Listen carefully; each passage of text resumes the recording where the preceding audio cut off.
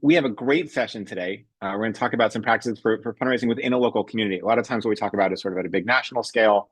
Um, so let's give this a shot. Before we get started, a couple quick housekeeping notes. As you might have guessed, we will send the recording and the slides after the fact. Some people are still going to ask about that, so just let them know in the chat if you don't mind.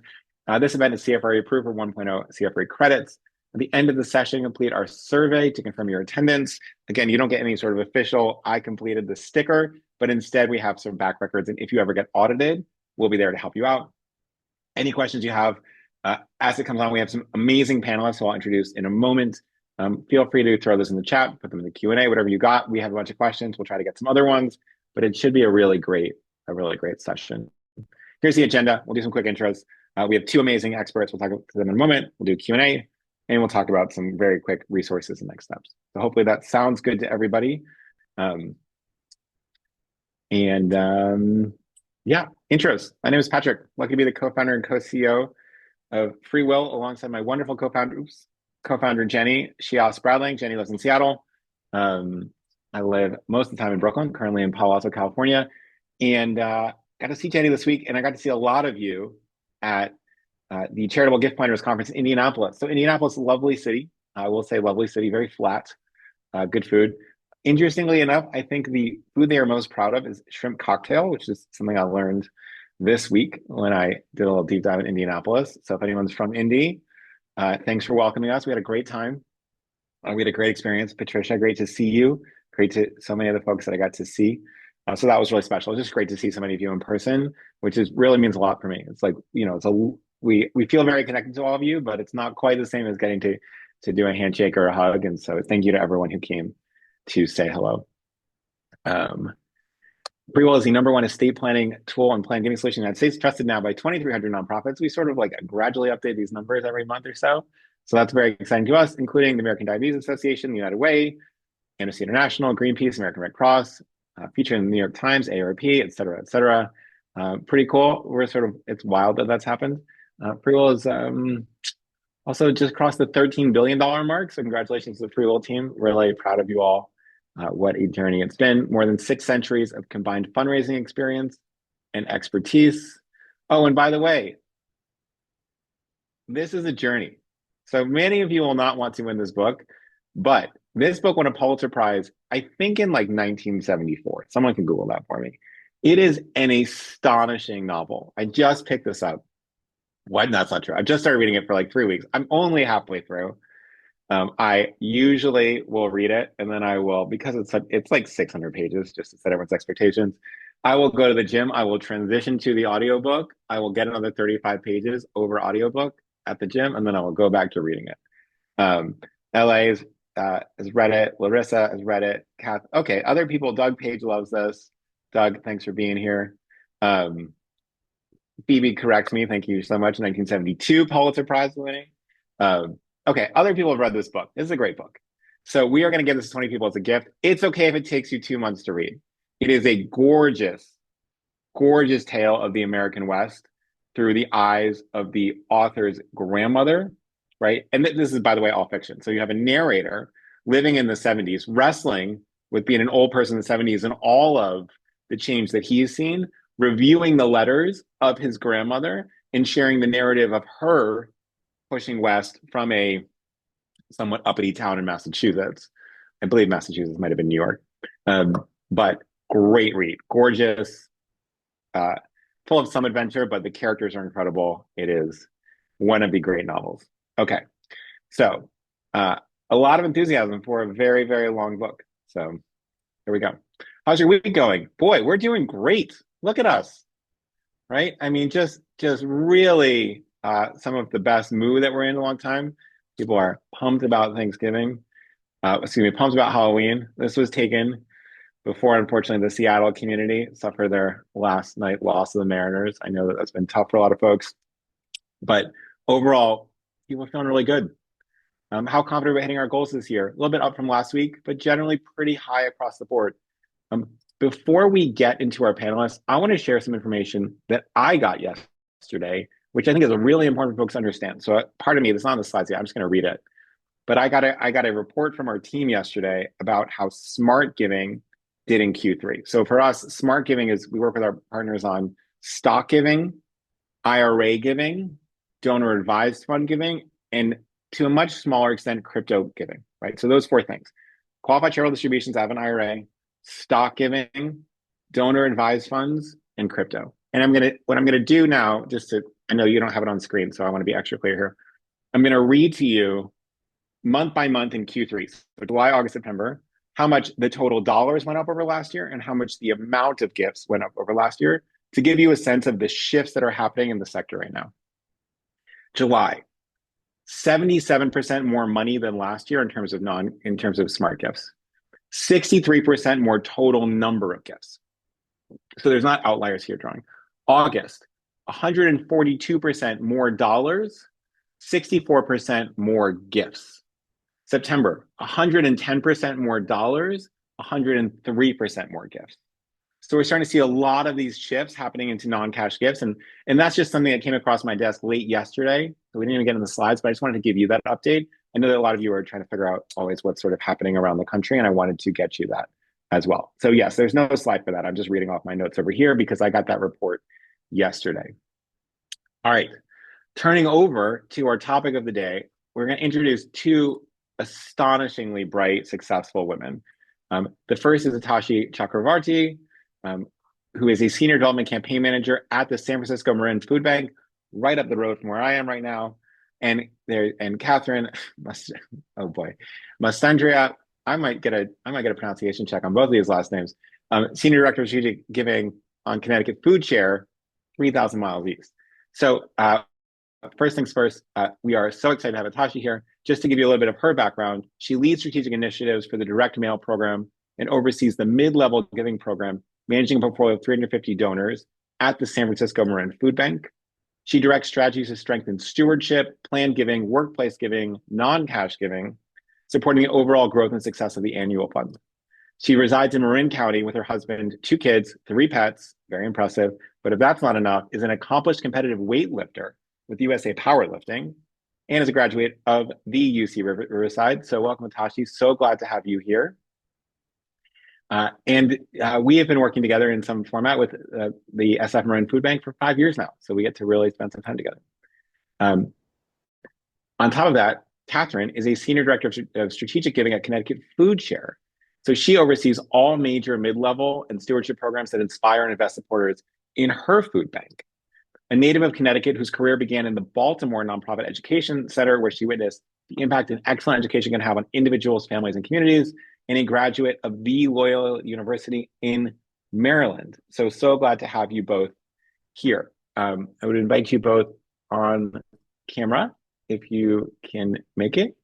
Kathryn, welcome. Atashi, Hey, Patrick. welcome. So glad to have you here. Likewise. Kathryn, what's bringing you joy this week?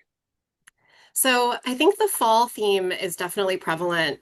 We have some really gorgeous peak foliage happening in Connecticut right now. We actually had colleagues from the Central California Food Bank join us for a visit yesterday, and they were really awestruck by something that I think, a native of Connecticut, we might take advantage of the beautiful fall foliage. So it was nice to have that, be brought to the forefront through a visitor's eyes. I love that. And Hashi, what's bringing you joy this week? Um, I wouldn't call it joy, but we're in the middle of college applications with my eldest. So just Mm, headlong into that, and very different than it was 35 years ago when I applied to UC Riverside. So just I'm sure. enjoying trying not to be a tiger mom. So Yeah, well, some of the parents on the call are feeling your pain. And, if there's probably, let's see, how many folks are on the call? A little under 1,000, which means there's probably 80 to 100 higher ed institutions here. So if you need to pull any strings, you can make a strong pitch for your child on the call. Feel free to work it in there. That's great. Oh, one thing I wanted to add about things that are bringing me joy is this weekend on Saturday, I think I'm going to go to Nashville to see singer-songwriter Jason Isbell. So if anyone's at the Jason Isbell concert in Nashville, come say hi. All right. Let's dive in. Kathryn, we're going to start with you if that's okay. Of course. We're talking about engaging local supporters. What have you guys been good at? What are your most successful strategies?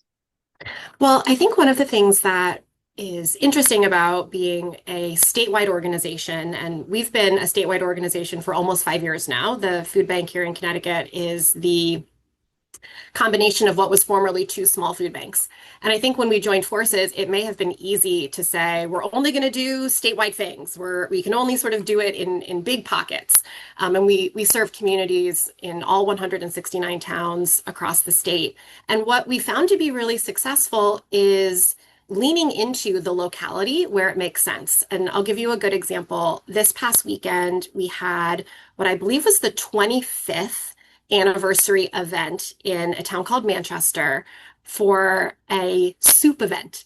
It's called Empty Bowls, which for fellow food bankers on the line today, there are many different variations of empty bowl events, but this has been a mainstay in the Manchester community for over 25 years. And I have the privilege every year of standing and supporting the check-in and the ticket booth. And the number of people that came through who said, this is the 25th year I've come.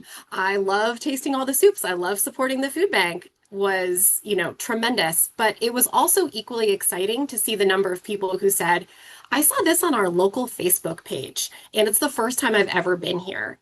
So thank you for continuing to host this event and having opportunities for new folks to come to us. So I think that when you are in a larger organization, the tendency or the desire may be to only tackle really big projects or really big initiatives, but Connecticut is a town of really small communities, and people are really proud of where they come from. Patrick and I, last time we were chatting, we found out that his grandparents are from the same town that I grew up in.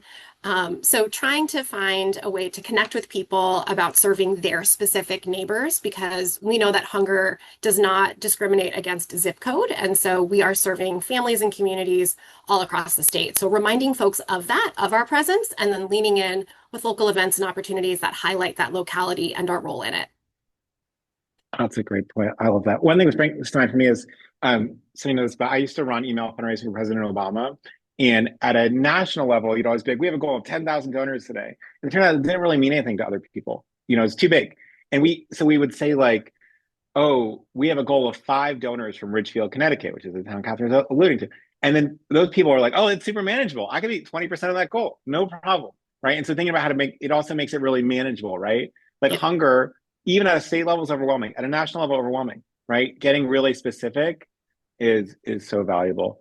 Atashi, what about you? What are some of the main strategies that you all think about? Yeah, I think you just alluded to it, just getting super local. We're San Francisco and Marin. So for us, it's really about highlighting, those local stories. And for us, storytelling is really big. So being really authentic, using, real stories, posting a lot of, local produce, what's fresh and happening, at the food bank right now.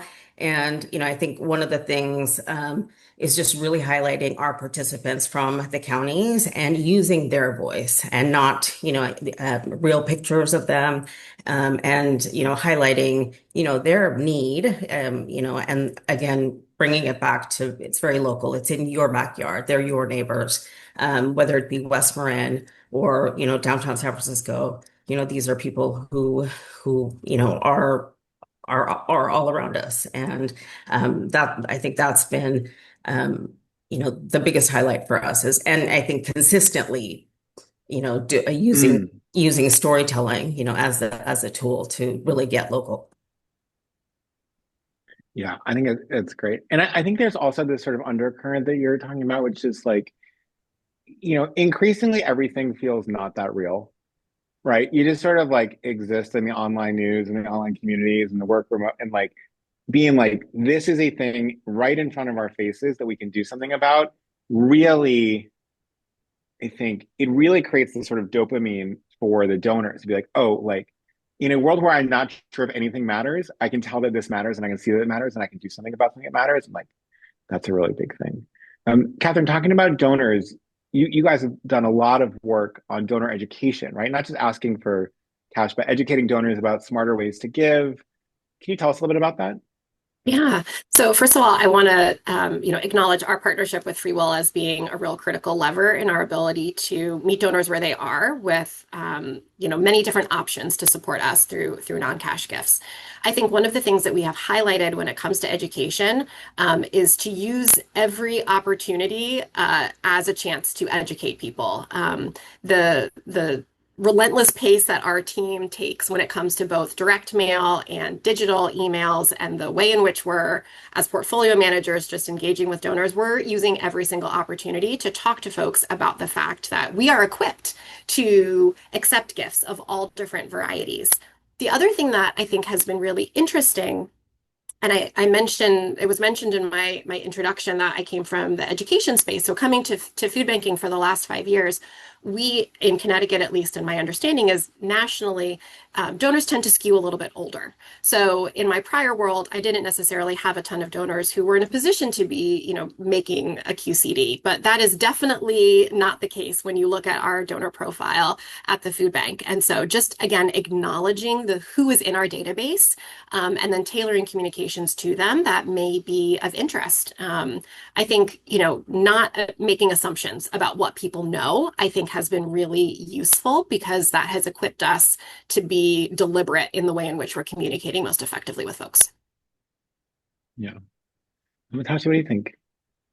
I think, ditto to a lot of what Kathryn has said, but I think for us, it has been, uh, again, not assuming, that people know that these are, that the food bank accepts these non-cash gifts, and just really leaning into education and also leveraging matches. So DAF Day just passed for all of us. This was our second year participating. This year we leveraged a match for 25,000, and it really got people engaged. So I think for us, it's just, again, consistency, just really making sure that we're talking about it on a really consistent basis, and that it's in our PS lines now, both in email and in our direct mail appeals, and just really just making sure that it is everywhere. And the more that we Hmm. lean into it, we've really seen people really raise their hands and say, yes, please. And not only are they giving, are we getting more donors giving in non-cash gifts, but we're getting much, much higher gifts, which has been, as a mid-level manager, that has been super exciting to see. And that people are, they really want to do as much as possible. And so Hmm.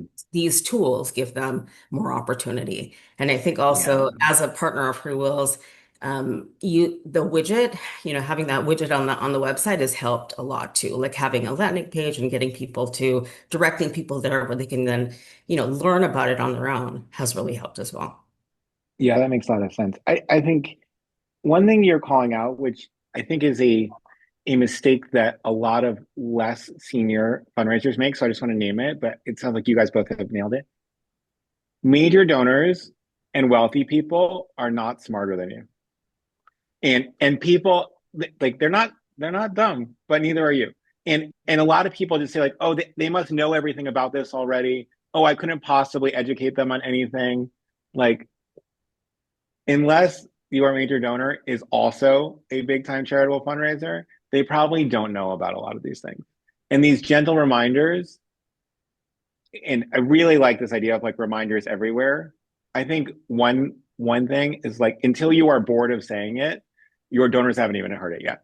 They haven't even internalized it yet. And so this sort of repetition plus this willingness to educate is so important. And I think it's, I'm just going to try to highlight a couple of the things that I think are making both of these women particularly successful.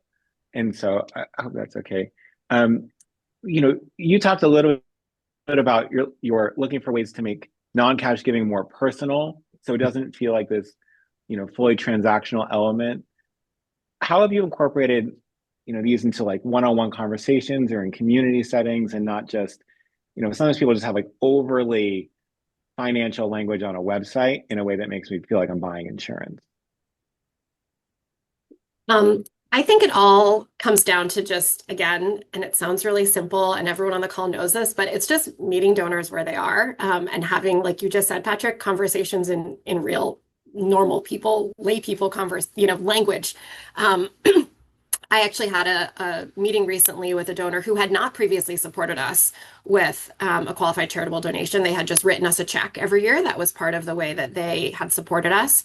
And some of the adjustments that are to come with the salt tax here in Connecticut, a lot of people hold a lot of value in their property, and for many years they were not able to take the full amount, or they were limited in the amount that they were able to deduct based on regulations that had been put in place, but that has since changed. So a donor came to me and said, look, I'm going to have a lot more liquidity than I had, because we're going to be able to do some more creative things when it comes to our taxes. And I said, that was the door that sort of he gently opened to, money is tough to talk about, right? We're all fundraisers. At the end of the day, I'm not asking for money for me as a person. I'm asking for the food bank. I'm asking on behalf of our neighbors who need it.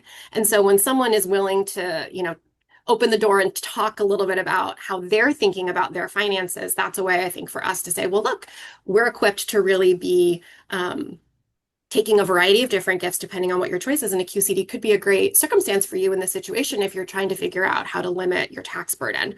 So I think a lot of it is being willing to listen and be a good listener, which we know is, the key to being a successful fundraiser in general.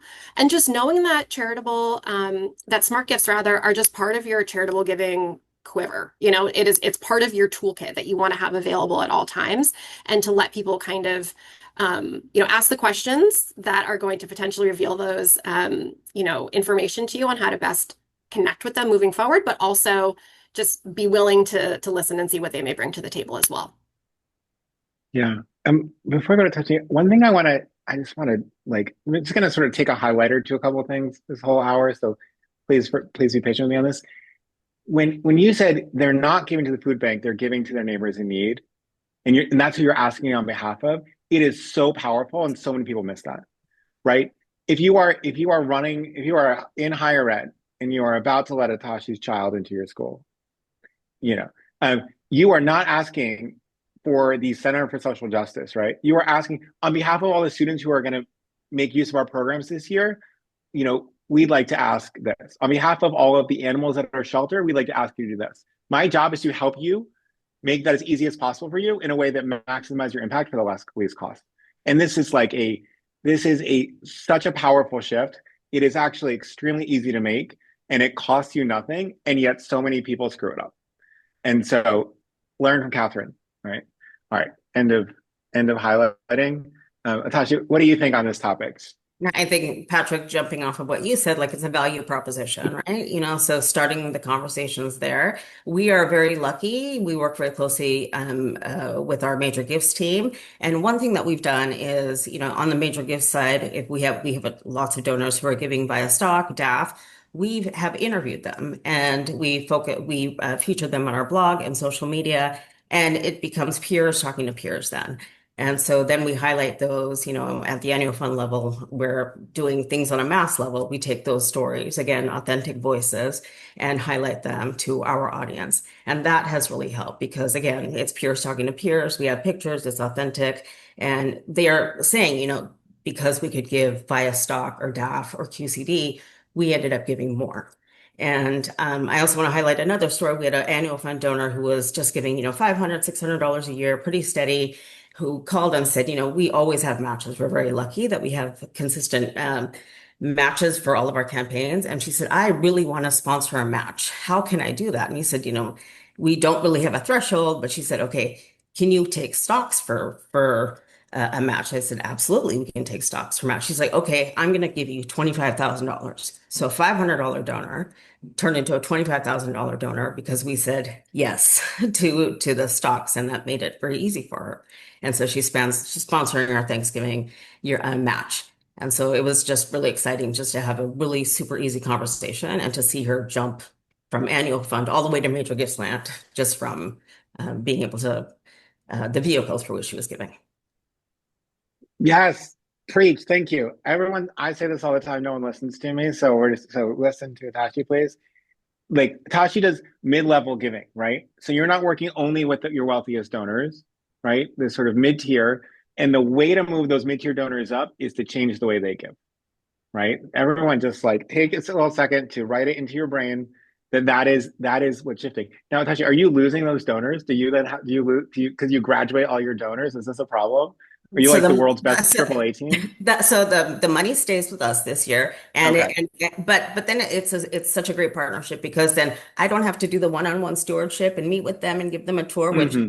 I Yeah. I loved in a previous life. I don't love in this version, Yeah. and I get to do a warm handoff to my wonderful Yeah. colleagues. So it's a really great partnership, and and I think this is our job is to move people along the pipeline, Yes. and these tools have really helped us do that very fast. So. Yes. I love that. You've both done there's a bunch of questions in the chat. You both mentioned sort of consistency and the repetition of the message. Like, do you have any tips from what you've learned on how do people keep this message front and center and not have it be sort of like a one-off in March and then we never talk about it again? Um, I mean, we are relentless with our pursuit of how we're putting, this opportunity in front of people. So I think Mhm. that, you know, don't be shy about letting people know about the ways in which they can support you. And that can include a real-time cash gift. That could include a credit card gift, right? I think the other thing that might be helpful, and again, we're both in the food banking space, so, what seasonality, sentimentality might work for your organization. So we're heading into what is historically, the largest giving season in food banking, and we're on people's minds a lot too, right? So just if there's a seasonality component to an organization that you work for, don't be afraid about really putting your shoulder into that, and letting folks know that you're equipped to accept their generosity in whatever way you are. Yeah, I love that. Um, Natasha, anything you want to add?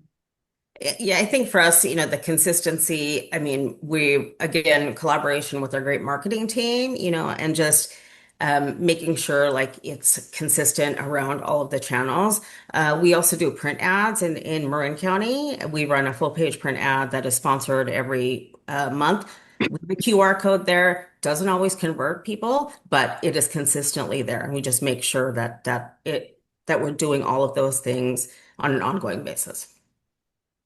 That's great. And I love that, sort of consistency seems to signal that you all are serious about this. That it's important to the organization. Like, I'm sure it's the same thing in like parenting or management. Like, you can say it once, but if it really matters, we're going to say it 10 times. And so that's super helpful. You all are looking, um, it's August 20, it's October 21st, right? We have 2 months and 10 days until the end of the year. We're heading right into giving season.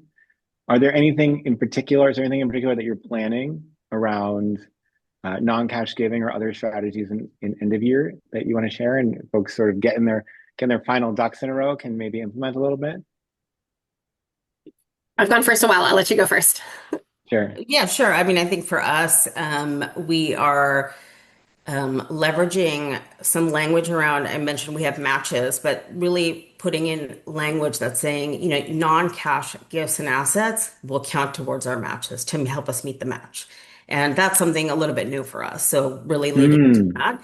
And then again, making the PS lines, I have a wonderful partner in the digital space, Kate, who does a great job with the email campaigns and just making sure kind of highlighting it in the PS line as explicit as possible. That's a little bit newer for us. And so just really, I think as we're leaning into kind of our tentpole moments, pushing that a lot. And we also do SMS. So I think also thinking about ways that we can leverage that message in SMS as well.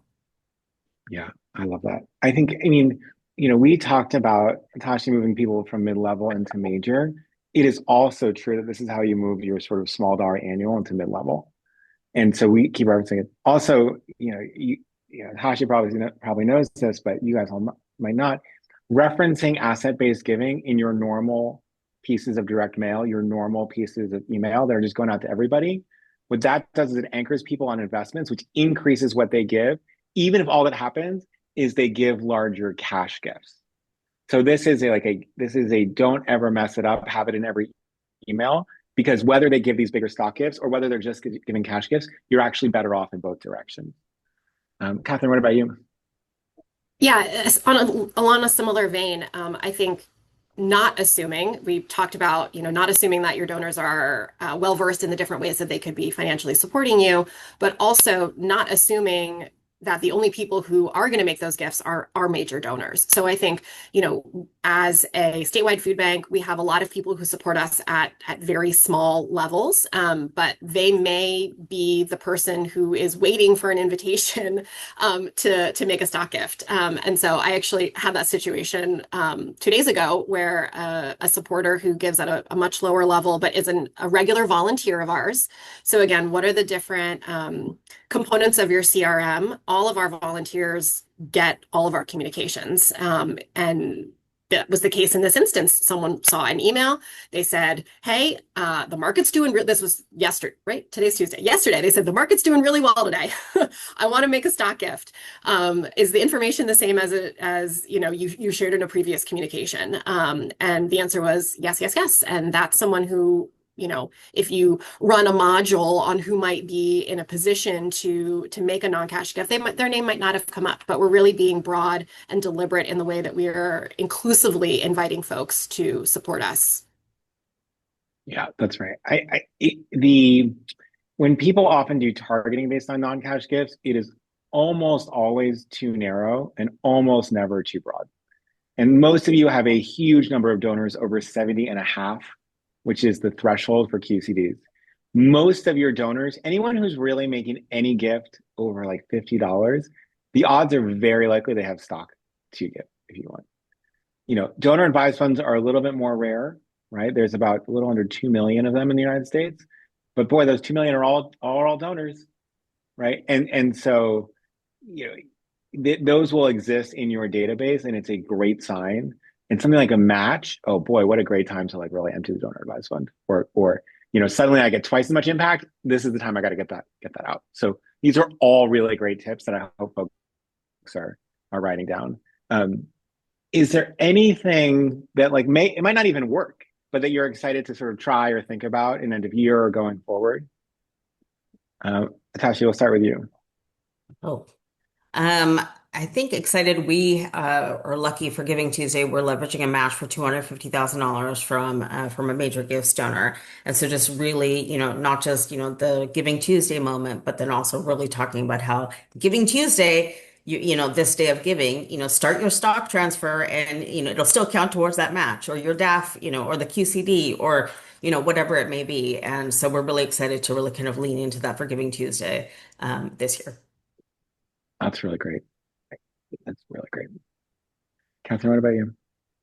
So one thing I'm really excited for this year is that the food bank recently launched a new 3-year strategic plan. So we have these really beautiful pieces of material that we've not yet shared with donors. And so we are attaching our end of year solicitation to our strategic plan and inviting donors to, in many cases, make an increased investment in us, and in, again, enabling their neighbors to receive the nutritious food that they need to thrive.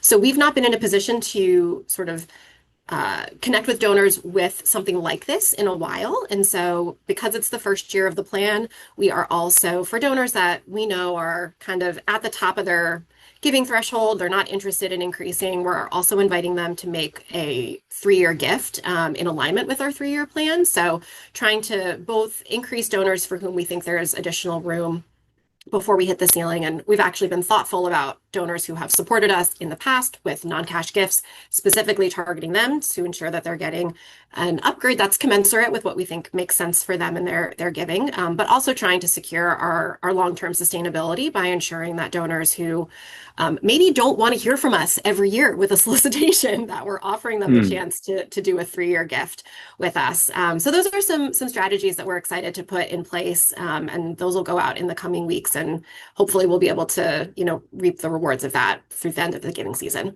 Patrick, I did want to mention one thing. One thing we haven't talked about is recurring gifts. And, I think for for us, we're really trying to grow our recurring gifts program, and it's called, and I have a wonderful colleague, Louisa, and we have started to lean into, DAFs as a way to do that. Like you can give on a monthly cadence, and Yes. still be a part of our monthly giving circle. So it's been really great to kind of think about the different ways that we can engage. But I think sustainer giving, is Mm. it sustains us literally, and that's what we want more of. Yeah. There's a bunch of questions. What I want to do is actually share some suggested language around sustainer giving out of DApps. And then Atashi, if you have any thoughts after, I'll give you a second to think about this on it sounds like you all are just much better at matches than other people as an organization. And so we'd love to hear some thoughts on that or how you ask for a match. On the sustainer giving, like try this language on for size if you're thinking about it. Say something like, you know, a lot of people do recurring gifts, which helps us plan in advance and make even more impact with your dollars. You can always cancel anytime, just so you know, but it often is another way to have an even bigger impact because we can then make the most use of your money because we have a little bit more certainty. You're like, oh, like I like certainty in my life. I want to give you certainty. I want to make more with my dollars, but also I like the freedom that I can cancel anytime. I'm not locked in because that to me feels scary, right? But so that balance of help with predictability is, we all trying to plan stuff around, and a little bit of freedom. So I wanted to say that. Tashi, how do you think about matches? I mean, you all, the Matches, organization's been yeah. really good at it. Yeah, and I had started at the food bank during the pandemic when we had lots of, there was a lot of resources coming towards a lot of food banks. People really stepped up Mhm, to mhm. help. And so during that time, we had match after match after match, just because we had businesses and a lot of philanthropic dollars coming our way. And as the pandemic, we kind of shifted back to the new normal. We had tested to see, like, okay, if we pull back, or we were worried about match fatigue, right? Which we've all heard about. And we found that donors would actually call and say, okay, I'm not going to give our donation. We want to wait for the next match so we can leverage and go twice as far. And so we have pretty consistent matches because donors are asking for it and they want it. And then on the other hand, we have had a really great partnership with our major gifts team where they are leveraging our matches to make bigger asks of their donors, Mm, and we're able to meet the matches too. And I think it's been a really, really exciting, coming together for both teams and including our institutional giving team, for corporate donors just wanting to step up, and then, to leverage the dollars that they want to give anyway to help get more people to give. yeah. I mean, one thing I just want to call out on matches is the academic research that I've shown, and it sounds like this is what you do already, but that these double, triple, quadruple matches don't matter. A one-to-one match will get you the same benefit as those. And so it's a thing you can do. One thing you might also think about if you're thinking about matches is if you launch a match, put a little PS. Ever interested in sponsoring a future match? Contact Kathryn at this email address, right? So it gets people, sponsoring a match is one of the best ways to have even bigger impact. If you're ever thinking about sponsoring one, let us know. Because then you sort of go out to the world and it's like you would never just send an email to be like, anyone want to sponsor a match this year? Because most people will be like, I can't do that. But in the match context, it makes total sense. And so suddenly we're sort of casting this broad net in a way that's appropriate, that's reasonable, that makes people think, oh, someone did this so that I could give more. And it's, you can then have this cascading effect. So think about that.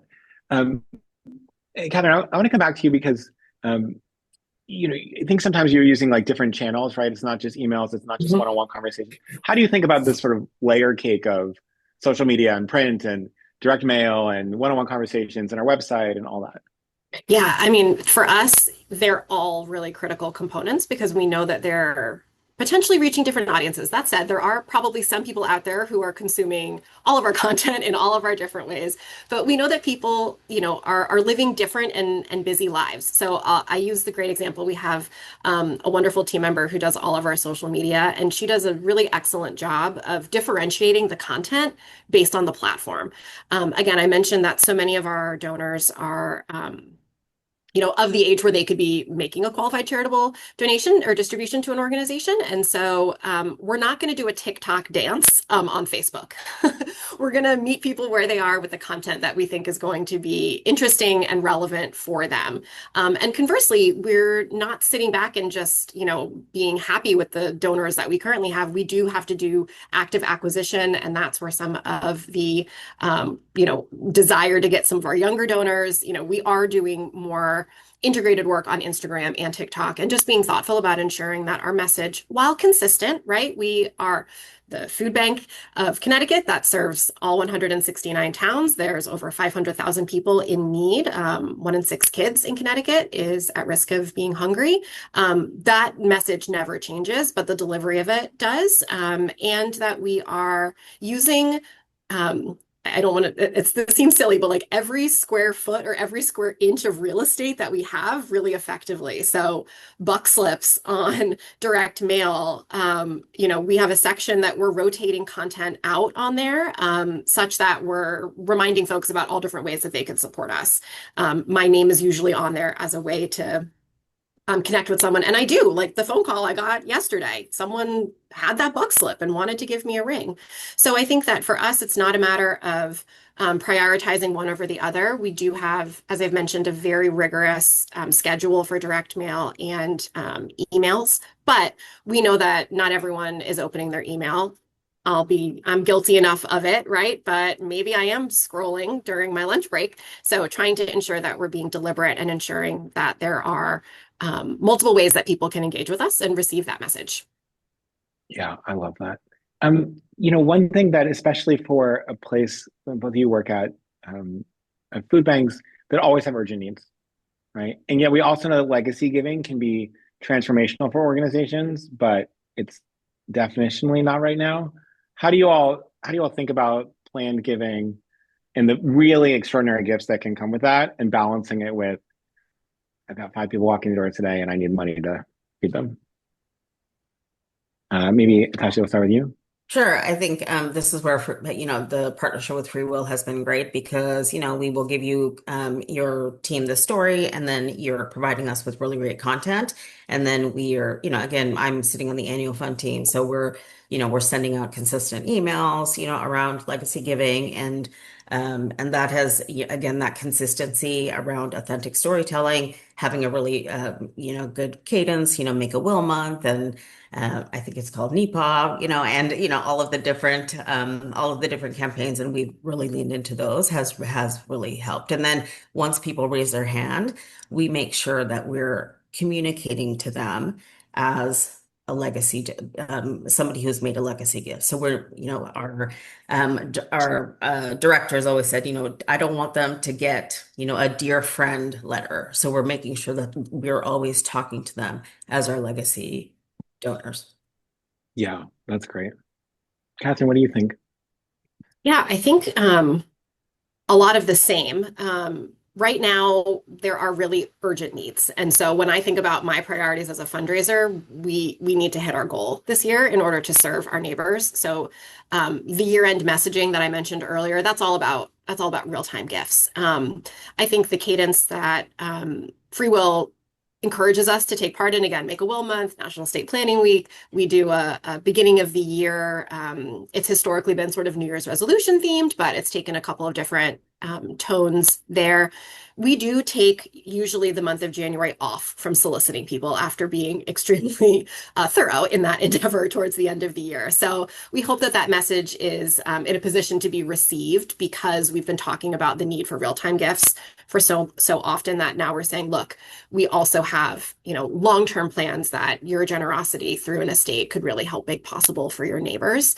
So I think, not compartmentalizing, because again, I think there's always an opportunity, especially when you're having a one-on-one conversation with a donor, to think you're going in to talk about one thing and the conversation goes elsewhere. But when we're talking more broader communication efforts where we're hitting a variety of different donors, to be, purposeful so that we can ensure that we're able to reach our goals and meet the needs of the community. I really love that. I want to say one thing about planned giving in Q4, which I think is commonly misunderstood. And so I'm not talking to you both who already know this, but I'm talking to the audience here. Q4 is not really the time for active plan giving, with the exception of Nepal, which is pretty early. It's in October. It's like before, but I mean, end of year giving is not really the time to talk about plan giving actively. That is different than doing nothing. So end of year is actually a great time for passive plan giving work before we move into active plan giving work at different points of the year. You talked about August, you talked about January, you talked about early October. And what we mean there is like, I would guess, Kathryn, tell me this is wrong, but like I would guess that the highest traffic on your website, minus some really big event, is end of year. For sure. It's honestly, it's the highest mind share of donors about your organizations. And so when we're coming to your organization and we give, then what? You like have my focused attention, and then what? And so having really good plan giving resources on your website when people are already there, because they're already coming, you're not emailing them about plan giving on December 13th, but they're coming to your website, they're engaging with you, they're thinking about, oh, this really matters. Oh, the people in my community that are hungry really matter to me. Oh, I wonder what else I can do. And so volunteer opportunities, plan giving, like these are great things to have front center your website, even though it's not our outward messaging, right? And also, one thing I really love is much better thank you notes than most of y'all are writing. So thank you for your $22 gift is not a good thank you note. Here's a couple components of a good thank you note. One, it's an action movie. So everyone's got to get their act together before interview on this.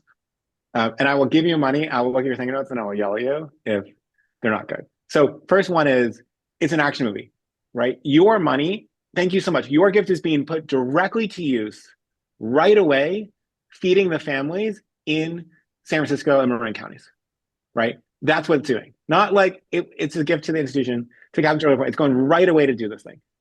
Thank you so much. If you ever want to get more involved, here's 3 options. 1, volunteer. 2, something money, right? Become a monthly donor. 3, join the many, many supporters that make a gift to their will.